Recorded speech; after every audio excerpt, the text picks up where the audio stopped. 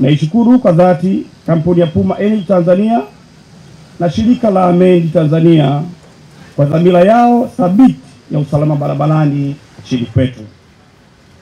Naomba tuwapongeze kwa juhudi zao katika kutimiza azima ya serikali yetu ya kuhakikisha kuwa barabara zetu ni salama kwa Watanzania wote.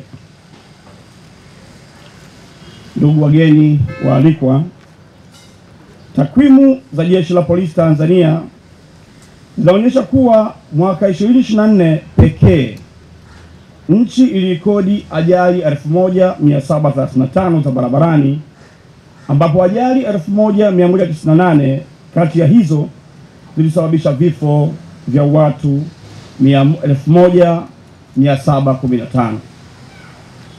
Makosa ya kibinadamu ikiwemo kupuuzia alama na michoro ya barabarani, kuendesha magari kwa uzembe, mwendo kasi vilichangia 97% ya matukio hayo yote.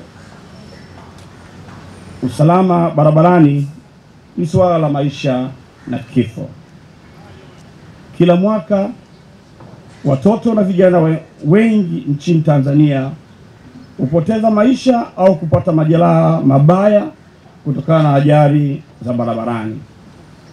Pamoja na kuwa tutakuwa na shule 5, lakini tutakuwa na shule za awali ambazo zilipitiwa na mradi huu hapo awali, na zenyewe zitapata refresher education, au tutarudi tena kwao kuwakumbusha kuhusu usalama barabarani, tukitambua kwamba swala la usalama barabarani ni swala mtambuka.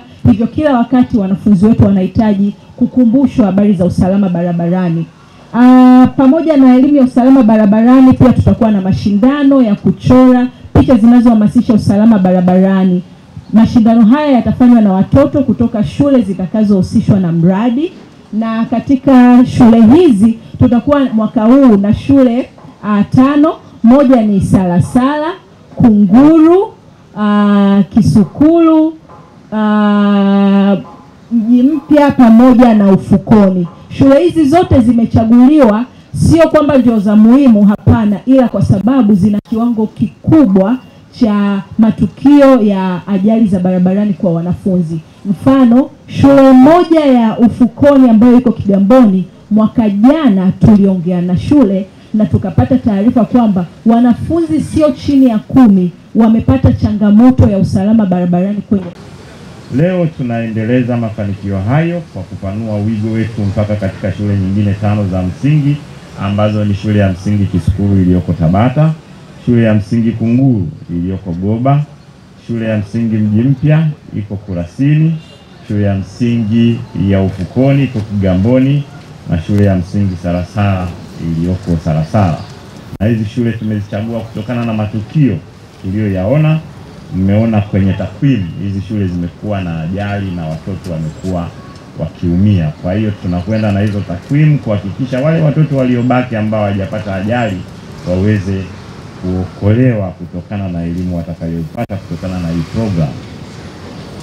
Tunalenga kuwawezesha watoto wetu kuwa watumiaji salama wa barabara kupitia elimu ya usalama barabarani, shughuli mbalimbali kama vile mashindano ya kuchora, vilabu vya shule vya Beyond Safe Africa, mahakama ya watoto na programu nyingine shirikishi. Sisi